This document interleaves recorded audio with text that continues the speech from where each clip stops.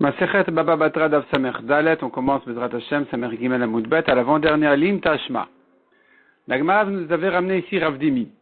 Rav Dimi disait, celui qui a vendu une maison, en principe, il n'a pas vendu la profondeur et la hauteur de la maison tant qu'il ne lui a pas écrit clairement, je te vends la profondeur et la hauteur. S'il n'a pas vendu la profondeur et la hauteur, si c'est pas automatique, l'acheteur ne peut pas travailler son sol. Il peut rien faire sur son toit.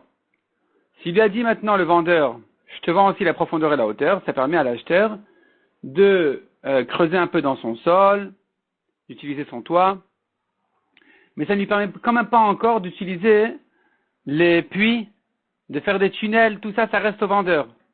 Pour que ça appartienne à l'acheteur, il faut écrire clairement, je te vends jusqu'à la fin de la profondeur, à la fin de profondeur de la terre jusqu'au ciel. C'est que comme ça que l'acheteur pourra acquérir aussi les puits. La Gemara nous ramène là-dessus quelques preuves des objections. On continue donc ici, là on en était, au Daf Samer Gimel Amud Bet tout en bas. Tashma, avant-dernière ligne, Tashma. Le toit n'est pas vendu avec la maison lorsqu'il a une barrière de 10 tfachim. Donc, velo et agag, mais pas le toit, bisman sheshlo, lorsqu'il a ma'ake une barrière, gavoa sarat tfachim, haute de 10 tfachim. Demande à Gemara Vissal Kadatar Bistama.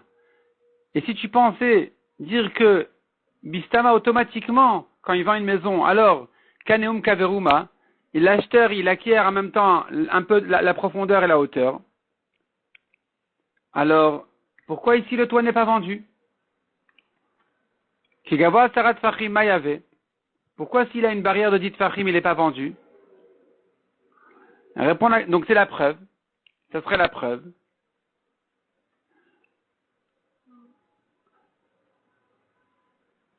Qu'on n'acquiert pas la hauteur, c'est pas automatique.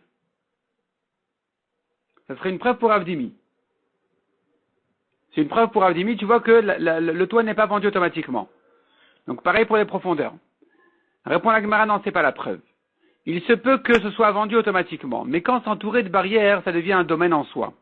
Kevan Negavoa Sarat Fachim Chashiv, c'est déjà un toit important, c'est une terrasse, c'est un toit important, c'est plus la maison, donc c'est pas vendu. Mais si c'était pas le cas, s'il y avait une barrière de 9 tfachim, par exemple, c'est vendu avec la maison. On n'a pas de preuve pour Avdimi de là. Amarle Ravina el Ravashi.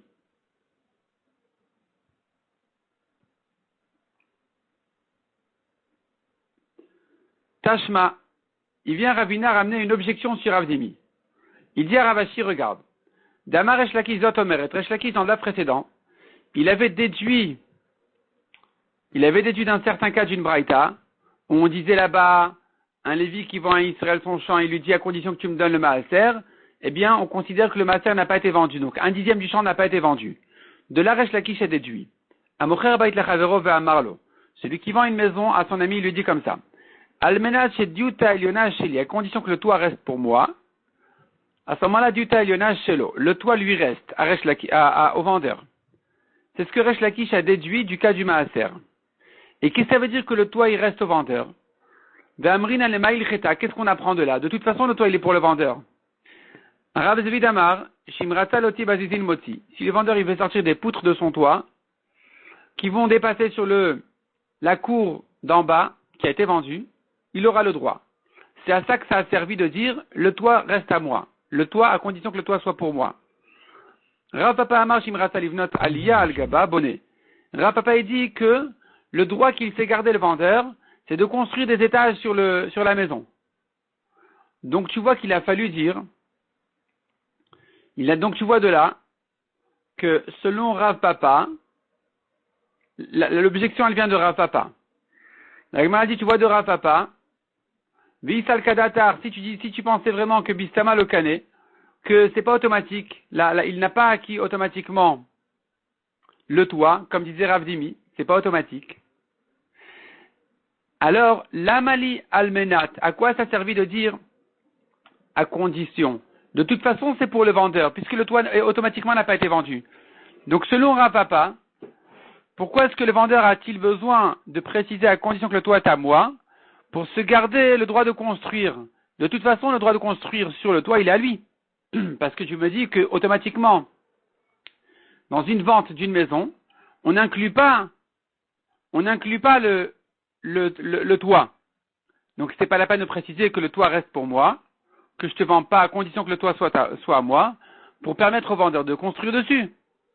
Répond la Gemara, non, t'as pas compris, Rapapa, c'est pas ça ce qu'il veut dire. Rapapa, il vient te dire autre chose. Ahanele almenat, quand on a dit de construire le toit, c'est pas de construire des étages sur le toit. C'est pour te dire que des inafil, ça lui a servi de donner cette condition-là que le toit il reste à moi, que même si le toit il tombe, il s'abîme, hadar banela, que le vendeur ait le droit de le reconstruire sur la maison. Et c'est à ça que ça a servi de dire à condition que le toit reste à moi. Mais s'il ne s'est pas cassé, alors effectivement Rav Dimi aura raison de dire que le toit il reste pour le vendeur tant qu'on n'a pas précisé, je te vends les hauteurs.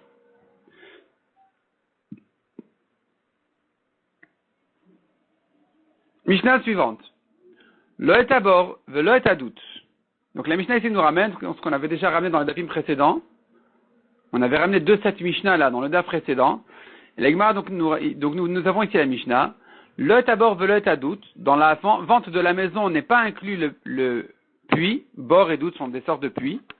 Apalpi shekatav lo, même s'il a écrit umka veruma. Je t'ai vendu la profondeur et la hauteur. Mais le puits n'est pas vendu parce qu'il est utilisé autrement. C'est pas une habitation le puits. On n'habite pas dans l'eau du puits. L'eau du puits, c'est pour puiser de l'eau, pour avoir de l'eau. Donc c'est pas inclus dans la maison. Vetarich likar lo derer. D'ailleurs, l'eau du puits, ça sert aussi à arroser les champs. C'est pas que comme un robinet où tu me diras automatiquement c'est pour la maison. C'est une source d'eau qui pourra l'aider, de manière générale, même en dehors de la maison. Donc ça fait pas partie de la maison. Maintenant que tu me dis que le puits n'est pas vendu. Le puits, en principe, il est dans la cour. Et il est resté au vendeur. La cour, elle est vendue, elle est à l'acheteur. Le puits, il est resté au vendeur. Le vendeur, maintenant, veut arriver à son puits. Comment il fait pour arriver à son puits? Vetzarich likach loder dit Rabbi Akiva. Rabbi Akiva dit, il a qu'à s'acheter un chemin pour arriver à son puits. Mais s'il n'achète pas un chemin pour arriver à son puits, quand il va rentrer dans la cour pour aller au puits, l'acheteur lui dira, sors de là, tu es chez moi. Chachamim disent, il n'a pas besoin de s'acheter un chemin, c'est automatique. Si tu me dis que le puits est resté au vendeur, automatiquement, il y a un chemin pour arriver au puits. C'est automatique.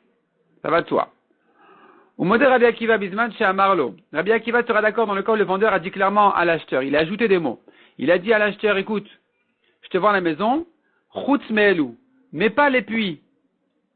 Puisque ce sont des mots en trop de dire mais pas les puits. De toute façon, les puits étaient pour le vendeur. Pourquoi il ajoute ces mots? C'est pour se permettre de se garder un chemin. Dans ce cas-là, Rabbi Akiva sera d'accord, chez Tzarich likar derech, il n'a pas besoin de s'acheter un chemin. Le chemin, de toute façon, il est resté au vendeur.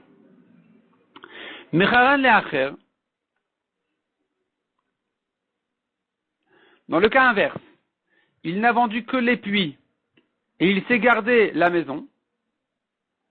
L'acheteur donc maintenant a un puits chez son vendeur. Rabbi Akiva dit, dans ce cas-là, l'acheteur n'a pas besoin de payer un chemin, puisqu'il a acheté un puits, et que on ne peut pas arriver au puits sans traverser la cour. Donc c'est évident que dans la vente du puits est inclus un chemin pour y arriver. Mais Chachamim disent non, il faut qu'il paye un chemin. C'est pas automatique. Yatil Ravina avec Akash Yale. Ravina était assis, et il demandait à une bord, à une doute, quelle différence entre bord et doute? Bord et doute, c'est un puits. Pourquoi tu me dis dans la Mishnah bord et doute, comme si c'était deux choses différentes? Amar le Ravat Usfa le Ravina, Tashma. Il a répondu Ravat Usfa Ravina. Tashma de Tanya, nous avons une braïta qui explique les différences. Et Chadabor ve Chadadout va Karka. En fait, le puits, bord et doute, les deux sont creusés dans la terre. Et la Shabor Bachafira va doute de Binyan. Le puits, il est creusé. Le doute, il est construit. Ça veut dire, il y a du carrelage. Il y a des pierres dans ce puits-là. Le Rajba m'explique que le puits est creusé dans une terre dure. Et quand elle est remplie d'eau, ça s'effondre pas, ça reste bien comme ça. Il y a l'eau et il y a le puits. Il y a l'eau dans le puits. Par contre, si tu fais dans du sable, par exemple, ou dans de la terre molle qui va qui va se devenir, tout ça, ça va devenir de la grande boue. Ici, on va renforcer les murs du puits avec des pierres. C'est ça ce qu'on appelle doute.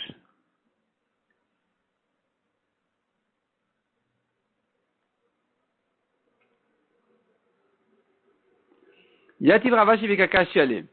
La Gemara nous ramène aussi que Ravashi était assis, il se posait la question justement, Aïnou bor, Aïnou doute. Quelle différence? C'est la même chose, bor et doute. Amar le Mark Shisha Bered Rav Chizda le Ravashi. Il a répondu Mark Shisha, le fils de Rav Chizda Ravashi. Tashma Detania, donc il lui a ramené cette même braïta que Rava Tousfa avait ramené à Ravina. Lui, Mark Shisha, le fils de Rav Chizda, il a ramené à Ravashi. Detania Chadabor Vechadadut Bekarka. Les deux sont creusés dans la terre. Et la Shabor Bechafira Vadut de Binyan. Le puits, le bord, il est creusé dans la terre et c'est bon, il tient bien. Le doute, c'est fortifié avec des pierres.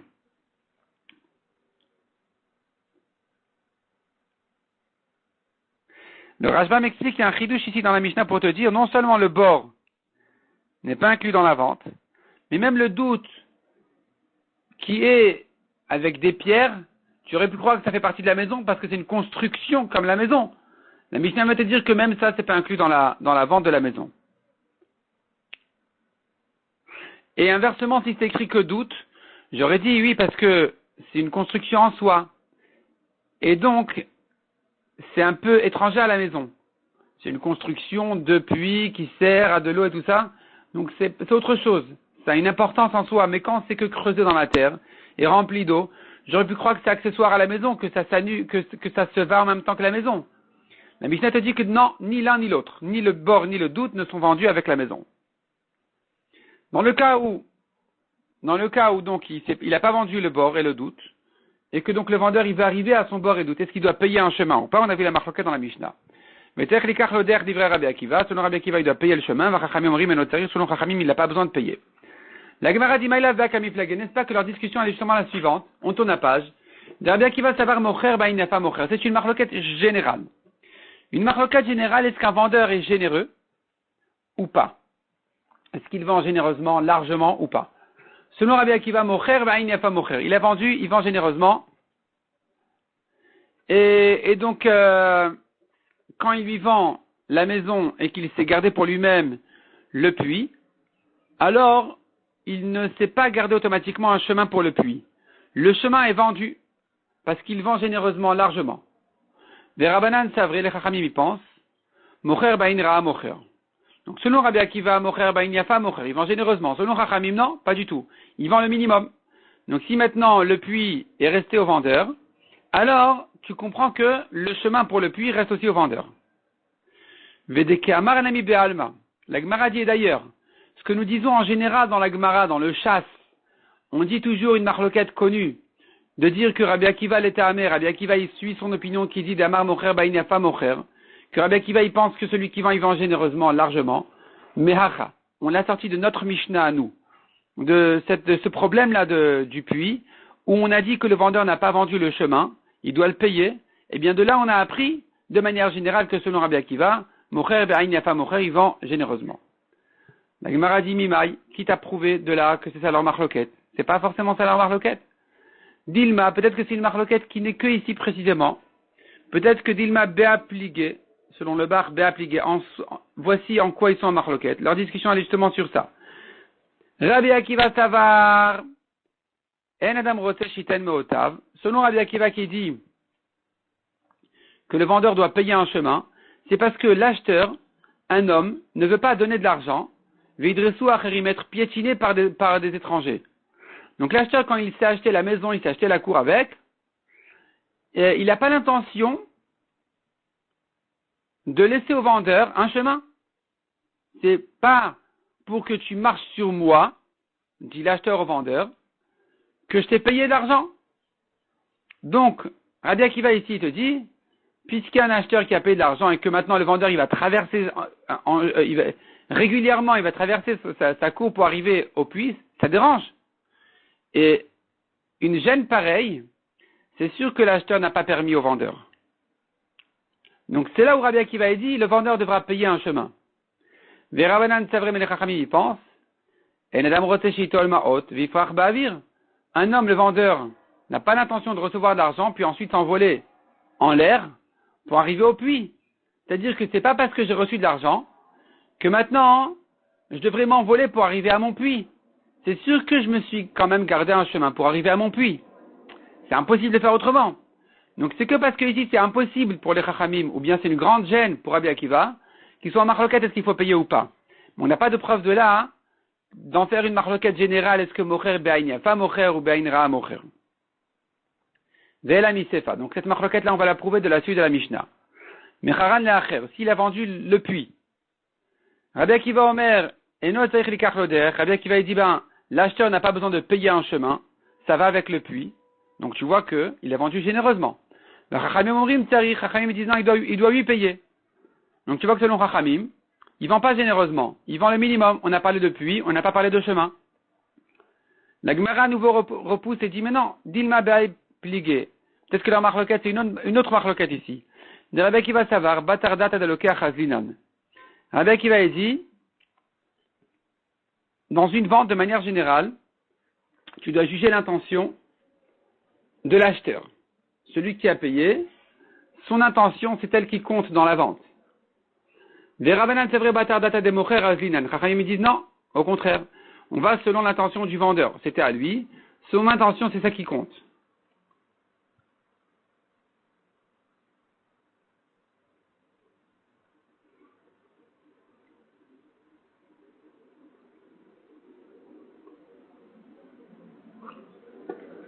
Mais si maintenant c'était pas le cas, il n'y avait pas des intentions claires, alors dire s'il vend généreusement ou pas généreusement, sans argument spécial comme ici. Ici, il y a un argument spécial pour chacun. Un dit, moi je voulais pas m'envoler pour arriver à mon puits, et l'autre il dit mais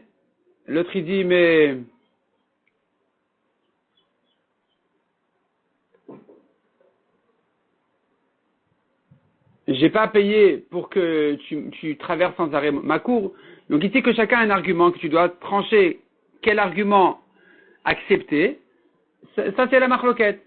Que selon Rabbi Akiva, on va entendre l'argument de l'acheteur. Selon Chachamim, on va entendre l'argument du vendeur. Mais pas parce qu'il vend généreusement ou pas. C'est une autre question. Vendre généreusement, ça veut dire sans argument. Donc on n'a pas de preuve de là d'en faire une marloquette générale.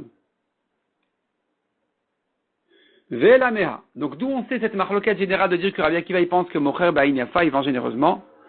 Mais on apprend de la lacha suivante qui dit Lo et abord, c'est une Mishnah plus loin. Lo et abord velo et agat velo et ashovach. Ben charevin ben yeshuvin. À nouveau, nous avons là-bas un cas où quelqu'un a vendu un champ. Quand il vend le champ, il a vendu les pierres dans le champ, les rochers dans le champ. Mais ce qui n'est pas nécessaire pour le champ n'est pas vendu. Donc, il y a des pierres qui sont pas aux besoins du champ. Il y a des puits. Il y a gat, c'est là où on presse les raisins. Donc, c'est à nouveau, c'est un creux dans la terre qui sert là-bas à presser les raisins. Toutes sortes de choses qui ne sont pas vraiment une partie du champ, eh bien, c'est pas inclus. Donc, le et abord, ni le puits, le et agat, ni là où on presse les raisins, le et achovar, ni le pigeonnier ne sont pas inclus tout ça dans la vente du champ. Ben charevin, ben yeshuvin. Aussi bien si ils sont vides que s'ils sont utilisés, habités, remplis. De toute façon, c'est pas vendu. Vetarich likach loder dit Rabbi Akiva. Puisque c'est pas vendu, c'est au vendeur. Est-ce que le vendeur doit payer un chemin? À nouveau, selon Rabbi Akiva, oui. Le Chachamim Omrim menot tarich. Selon Chachamim, il n'a pas besoin de payer un chemin, c'est automatique. Hatula Mali. Pourquoi cette répétition? Pourquoi encore une fois cette marloquette de Rabbi Akiva et Chachamim s'il paye le chemin ou pas? Et là, Kamash Malan. Et là, là-bas, Kamash Malan. C'est pour te dire justement que c'est en fait une marloquette générale. De Rabbi Akiva, savoir mocher, ben yafa mocher. Selon Rabbi Akiva, il vend généreusement, donc il ne sait pas garder un chemin, il doit le payer. Rabbanan, c'est vrai mocher, ben ra'a mocher. Chachamim, ils disent non, il vend le minimum. Donc il s'est lui gardé à lui-même, le vendeur, il s'est gardé un chemin. La Gemara dit non, à nouveau, c'est pas de là, tu n'as pas une preuve qu'ils sont en marloquette de manière générale sur ce principe-là, s'ils vendent généreusement ou pas. Il a fallu dire dans la Mishnah, leur marloquette, et à propos d'une maison, et à propos d'un champ, s'il doit se payer un chemin, le vendeur ou pas. Pourquoi cette répétition pour maison et champ? Utsricha. Il a fallu cette répétition-là. Diash moinan bait, si on avait eu que la maison, j'aurais dit, mishum de beit niuta. Parce que dans une maison, il faut un peu de discrétion. C'est un endroit privé. Et donc, c'est là où Rabbi Akiva dit, mais le chemin n'est pas vendu. Tu vas commencer maintenant à traverser ma maison ou ma cour. C'est pas vendu. Aval sadé, mais dans un champ. Et malo, puisque dans le champ, il n'y a pas de discrétion. Donc, j'aurais pu croire que quand le vendeur, il se garde certaines parties du champ, il en va de soi qu'il s'est gardé un chemin pour y arriver. Parce que ça ne gêne pas l'acheteur vraiment. Il n'y a pas ici un problème de discrétion. Donc il a fallu nous répéter que là-bas aussi Rabbi Akiva il te dit, il doit payer le chemin. C'est pas vendu avec. Viyash moinan sadeh. Et si on avait eu que la Mishnah du champ, j'aurais dit c'est là où Rabbi Akiva il pense qu'il doit payer le chemin. Mishum de cacher les davsha. Tu marches sans arrêt sur mon champ, tu abîmes mes graines, tu abîmes mes semences, j'arrive pas à travailler comme ça. Et donc c'est là où on dira, non, le chemin n'est pas vendu. Aval bait et malo, mais dans une maison, c'est normal de marcher. J'aurais pu croire que le chemin il est vendu automatiquement. Il a fallu dire que non, ici non plus, le chemin n'est pas vendu, le vendeur doit payer. Donc, de cette répétition-là de champ et maison, tu n'as pas de preuve d'en faire une marloquette générale, s'il vend généreusement ou pas. Il se peut ici que toujours il y a pour l'acheteur des arguments forts. Tu abîmes mon champ en marchant dessus, tu traverses ma maison, j'arrive pas à habiter normalement ici, c'est pas discret. Et donc c'est là où Rabbi Akiva dit qu'il doit payer le chemin, mais qui dit que de manière générale il vend généreusement? Et la misefa. Misefa, il faut dire non, on apprend ça de la sefa de la Mishnah de là-bas. Dans le cas où il avait vendu un champ et il s'est gardé, on a dit, le puits, il y a le cas contraire. Il y a le cas où Mecharan Leacher, il a vendu son puits du champ à un acheteur.